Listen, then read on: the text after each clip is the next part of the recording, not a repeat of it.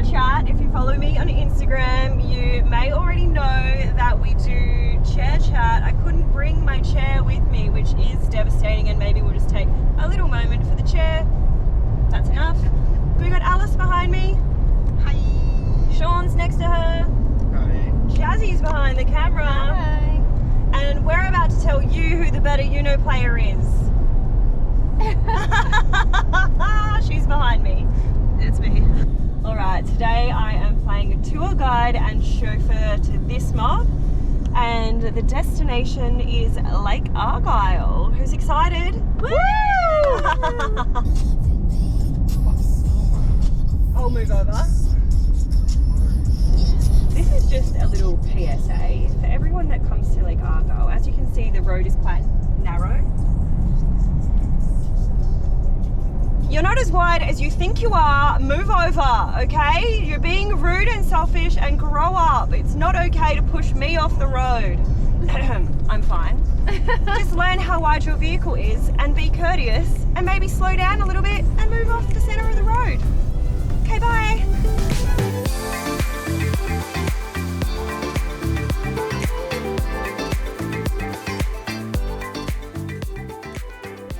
Did you really come to Lake Argyle if you did not get your iconic shot in this pool? Everyone shows you the shot at the edge of the pool here at Lake Argyle, but what they don't tell you is how bloody cold the pool is. And that there's not a bar right here. And I expected there to be, so I guess joke's on me.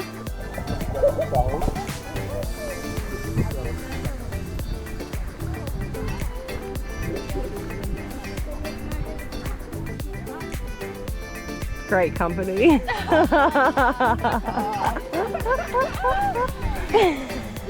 I'm glowing. I'm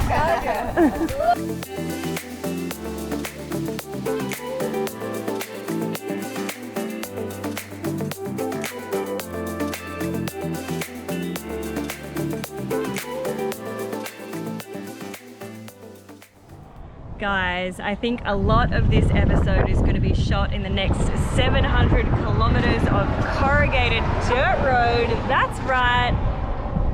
We're about to do the Gibb. And I am bloody excited. This little bad boy, hey girl, was built for this road. I don't know who's more excited, me or the Prado. Let's get it.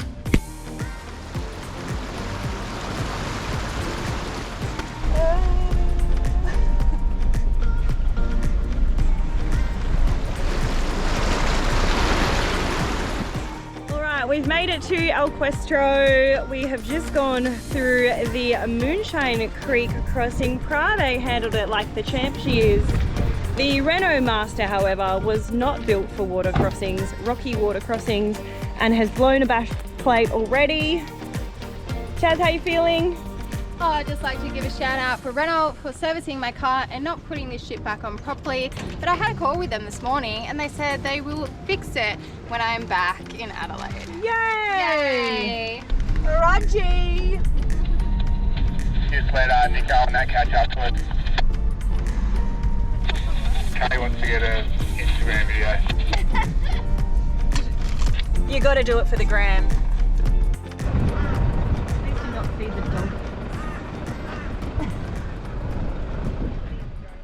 All right, after a night at the El Cuestro campgrounds, we have met back up with the girls. I don't know where they camped, but they camped somewhere nearby. And we are starting the day with a swim at Zebedee Springs, which is a thermal pool here on the station. It opens at 7 a.m. and then they close the gate again at 12 noon. We got here at 7 as they opened the gates, and so did about half the camp. So she's busy, but she's apparently stunning.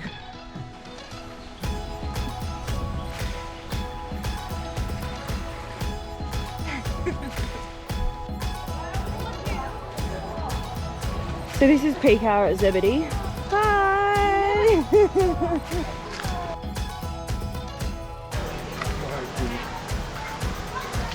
Is it warm? Just warm. Warm? So warm. Oh, we're bathing. So primitive. We're washing each other. This is definitely getting in. So there's a lot to do at El Cuestro, from full driving, hiking, swimming, boating, horse riding. But I think my favorite activity, aside from drinking at the bar, is sitting in this here thermal spring at 7 in the morning. This is how you ruin the serenity. I put my foot there just in case. Or bring kids. The trick is to pretend you've just done a wee.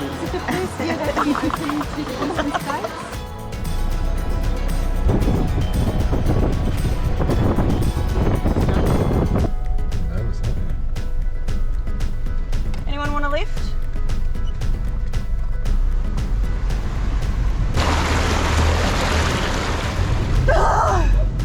We're swimming. Yeah. That's the deepest water crossing I've ever done.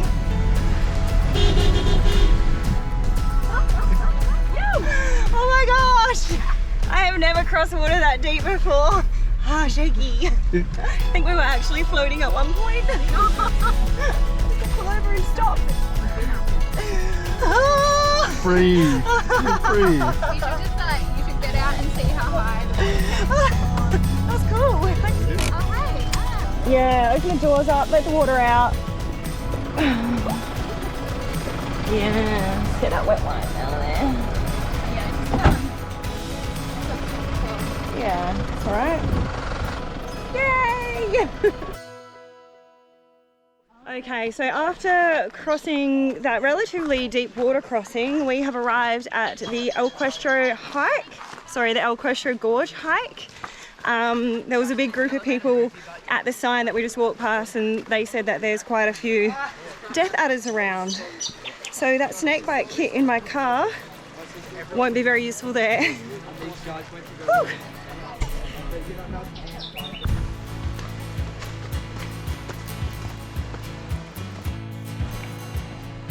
But where is this beehive?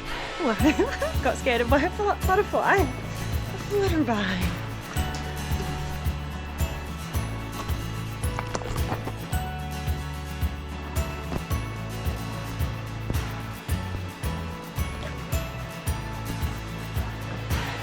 Alright, so we're at the middle pool on the El Cuestro Gorge hike, which is quite nice. And to get to the rest of the hike, you must walk through this pool, climb that little rock section, and continue on. And this is the lineup to get through. And this is the fashion. Let's go.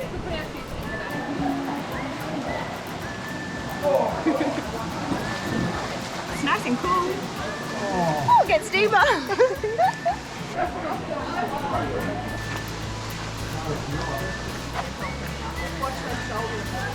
Anything for you, Jasmine? Fucking hell. Oh, look at this long-legged men.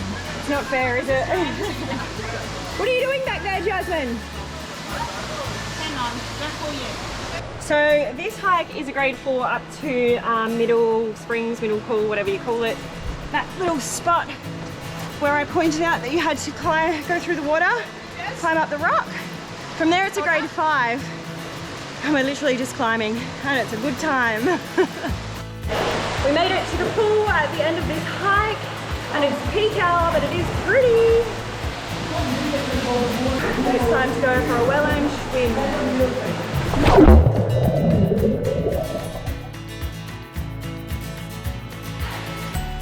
Well, aside from the 4,000 families that were here, it was quite nice, very refreshing.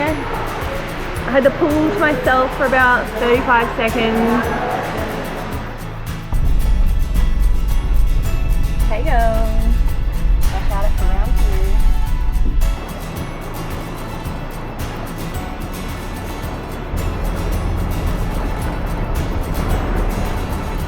2. Alright, the time has come. We're farewelling Alice and Jazz. They're gonna head back to the Northern Territory and do some adventures there. The van just wasn't cut out for the Gibb River Road, so now it's just me mate Sean and me. Poor Sean. Oh dear. Thanks for coming on my adventure. Thanks for having us. It will continue. It'll just be me and Sean. Yay. So this is our little camp set up here at El Questro at the campgrounds. The big rig. Couple swags, everything's drying after a fun day of activities. Creek. All the other people.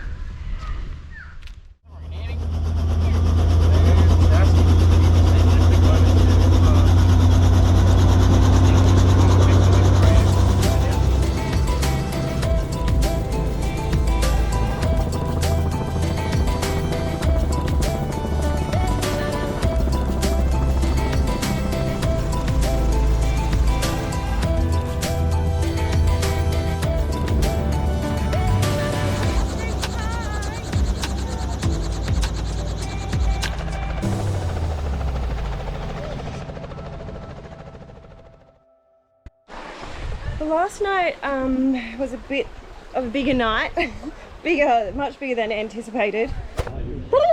No, that's a turkey. We're doing the Emma Gorge hike, and in the classic Goody fashion, we obviously left for this hike at midday because we wanted to really maximise our dehydration. I'm kidding, we're just idiots. And we did miraculously run into Alice and Jazz here, so we've been reunited temporarily. We're all doing the hike together, however, I can't actually see any of them at the moment. And I'm very much looking forward to throwing myself in the pool at the end of this hike.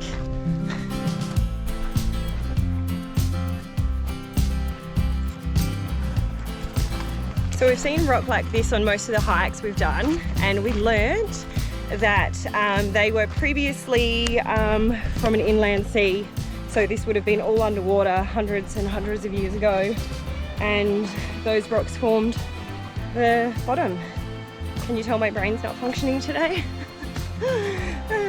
Wild to think though that this was all underwater at one point, because at the moment there is a creek and that's about it.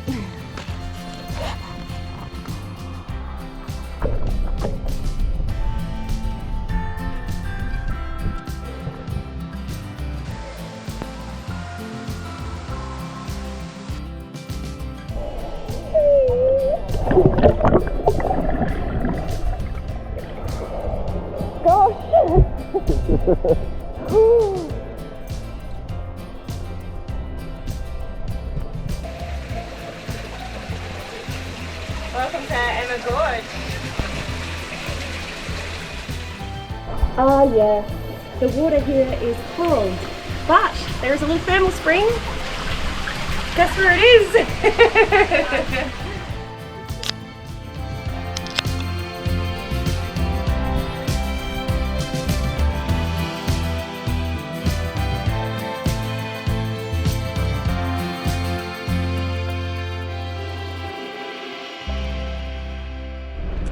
Well, that is it for our time at El Questro. We are heading off today with our new friends.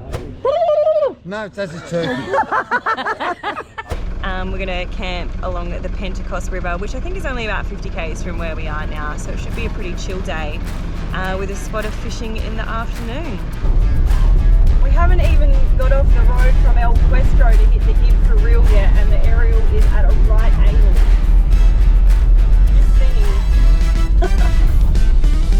Alright, we are down on the Pentecost camping for the night, and we have got some new friends, so let me introduce you to Cole. Hello guys, how you going? Lisa. Hi, how are you? You know Sean. And Simo. G'day y'all. Y'all. No pressure, but I am filming.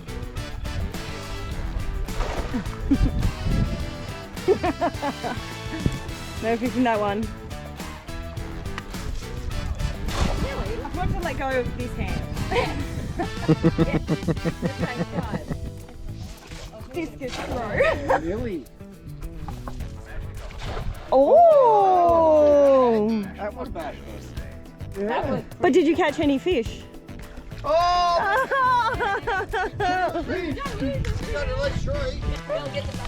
Here he Are is. you looking One, two, three. You did it. Hello. Hello. There we go. And that's how it's done. That's how it's done. Careful, this little guy up here is not having a very good Here time. we are. Way to show us all up.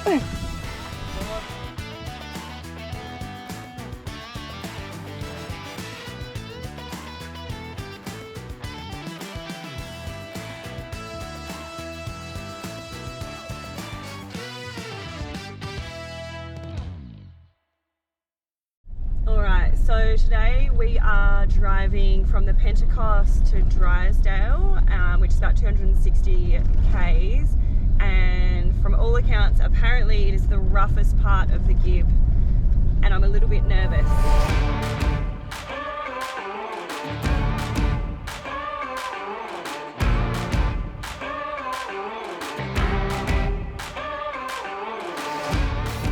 Alright, we have turned right towards Columbaroo, which will take us up to some arsehole just drove past me so quickly and just covered me in dust, towards Drysdale for fuel, and Mitchell Falls from there.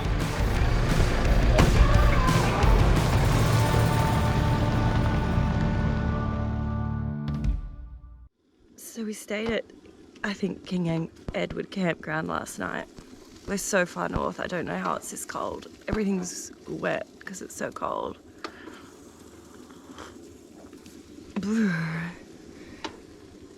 Wet. Breakfast. Cold? Freezing. Why is it so cold?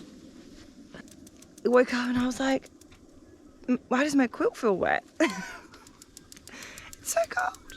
Anyway, we're gonna go to Mitchell Falls today, and I'm very excited. All right, we made it to Mitchell Falls. It's midday, and instead of doing the whole hike, we've decided to helicopter to the top of the falls, have a swim, a couple drinks, and then we'll walk back. I know it's cheating, but if they offer the service, why bloody not? The left-hand side?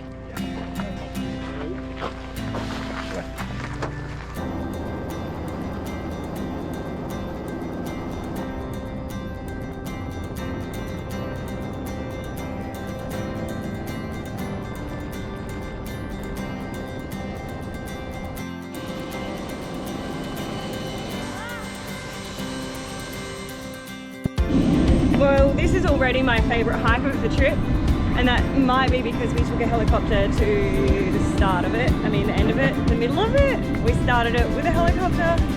I don't bloody know. It's good. Yep. There are no words. This place is stunning.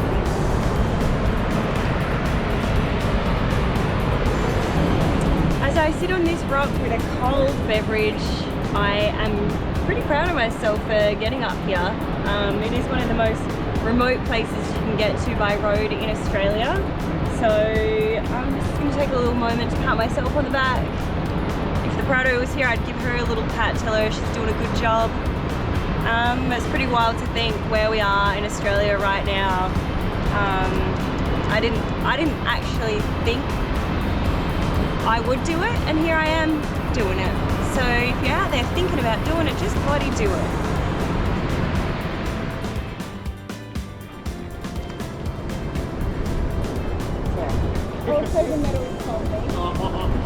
Well, this is not a bad way to spend the afternoon.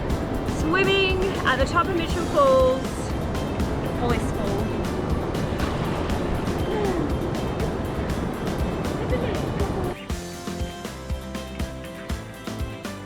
So about 800 metres into the Mitchell Falls hike, you'll come across Little Mertens, which is a waterfall. I'm at the top of it at the moment, and there's lots of little pools you can swim in. There's a family up there having a good old time. And then it falls here down into a big pool at the bottom, and I think I might take my final little dip for the day. Final little bath, then head back to camp. Up at the falls, I took a bunch of photos for some people. They asked what car I was driving and joked that they would put money on my dash for taking photos, and they actually did. They're so cute. $10 won't get me far, but I'll take it. I know it's nighttime and you can't see me, but we are camped at the Mitchell Falls campground tonight, and we are doing a little bit of fire cooking. Delicious. Some lambs, broccolini, potatoes, carrots are under there. Honestly, what more could you want? Probably beers, hey Sean? Sean ran out of beers. I think today he might have drank his last beer. There's 3 left. There's 3 left, and we've got about 600 kilometres to drive before we find a bottle shop.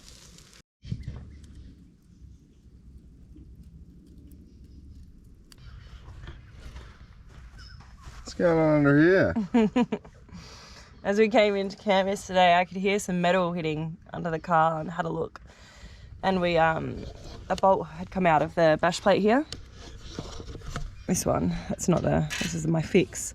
So this was just beep, beep, beep. So I'm just putting a temporary fix in here for now until we can get the actual part, which is not this. Kimberly things.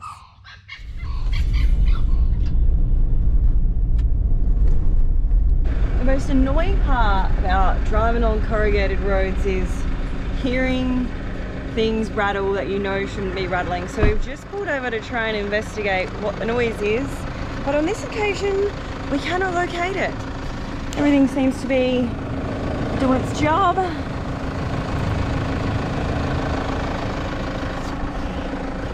And I'm not quite sure what it is, so we're going to drive a little bit and see if it doesn't show itself.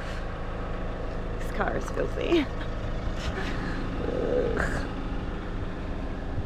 Well, we can't see anything immediately wrong underneath the vehicle, so we're thinking maybe it's one of the brackets that holds the exhaust, but all the bolts are tight. So we will drive on and touch wood, nothing goes wrong. So I thought we were pretty remote yesterday at Mitchell Falls, but this morning we got up and we drove an hour-ish north of there, and we've landed at Surveyor's Pool. There's a beautiful waterfall, less beautiful wind, and there's no one else here.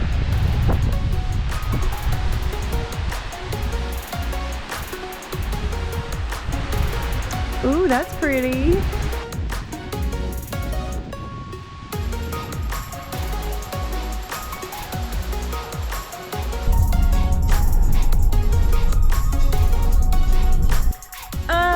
We just stopped for snacks.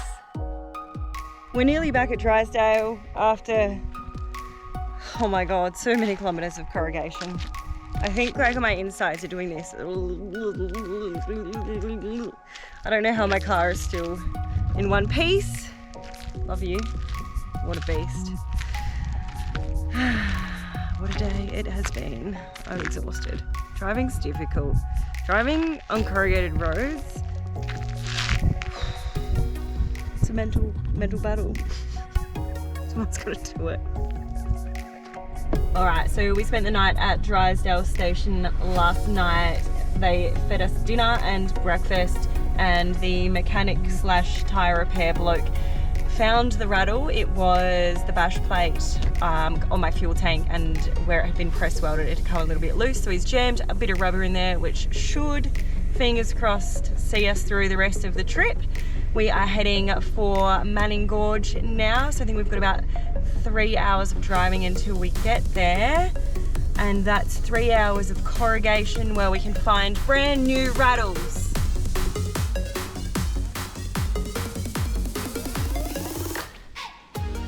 All right, we are on the way to Galvin's Gorge. Gorge? I think it's Gorge. We'll see.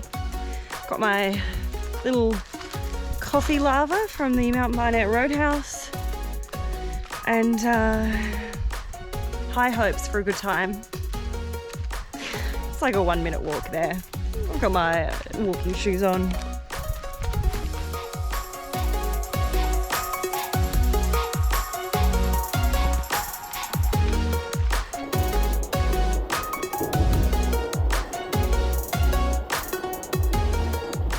Alright, we're sitting at Galvin's. It's a little bit cold. Definitely not as cold as Emma Gorge. Plenty of spots to jump off, and there is a rope swing that I'm going to attempt.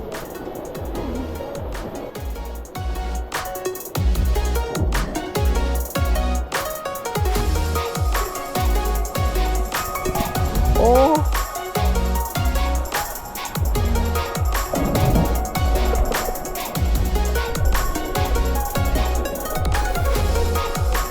Well, looks like this is today's shower.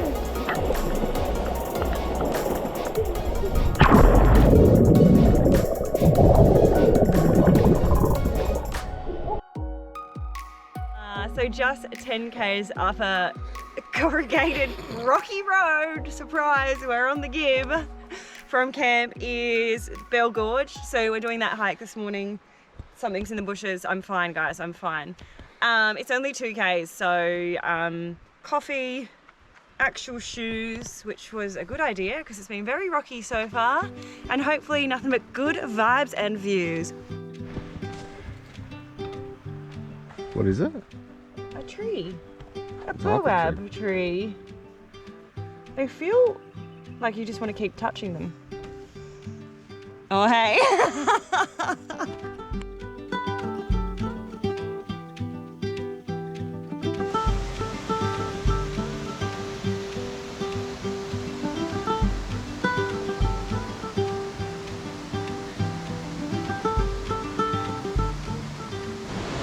I woke up in such a good mood today. I don't know why, but maybe somehow deep inside this potato head of mine, I knew Belle was going to absolutely knock my socks off.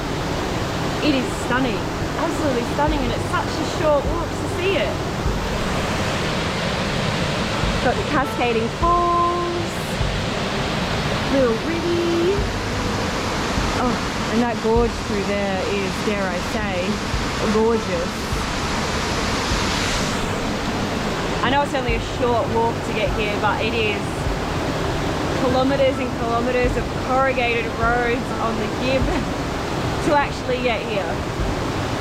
It was worth it. Hiya! I'm like basically a ballerina. If you look ahead, what do you see? Rock. A boab tree! A boab tree. Boab.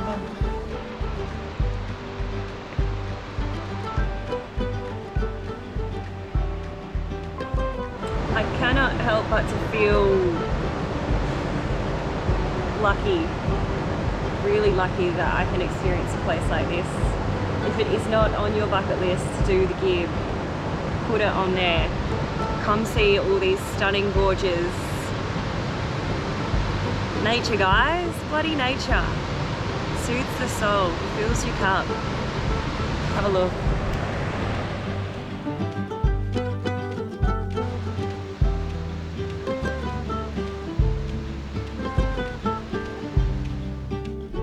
All right, shall we take a second to talk about the road conditions on the Gibb? Because I know you're all sitting on the edge of your seat wondering, what's the Gibb River Road really like? And I'm here to tell you. So sit back, put your feet up, maybe grab a cold drink or a warm one, depends where you are. So there's obviously a lot of corrugation. There is parts where there's really deep ruts and it is not very nice to drive on. You want higher speed for those so you can kind of glide over them. I feel sorry for anyone that's towing anything and has to go lower than 80. But then you get these cute sections of rock that's kind of jutting out of the road and you want to hit them at a slower pace. There's parts that have been recently graded, so there's a bit of like loose rock around, and that happens to be on the bends. So you're managing, sorry, one more thing I'll tell you before I move to the next part. You'll just be driving along and then suddenly you'll see a rock the size of your head on the road and you're like, what are you doing on the road? You're not a rock road. So you'll be cruising along at 80 over the corrugation because it's more comfortable. Then you'll suddenly hit this patch of like rock jutting out of the ground and have to sort of slow down, and it all happens at a corner. So you're Tokyo drifting around a corner because what speed do you actually drive? I'm fine, really. It is really exciting trying to pick which conditions of road you're currently driving on, and your eyes are literally just in front of each wheel every second of the drive. But it's fun. It is fun. Oh, we have made it to the end of the dirt of the Gibb River Road. What a relief to see bitumen. We've had a great time, but I am super keen to pump up my tyres and clock a couple highway Ks, go find myself a nice hotel room and wash absolutely everything.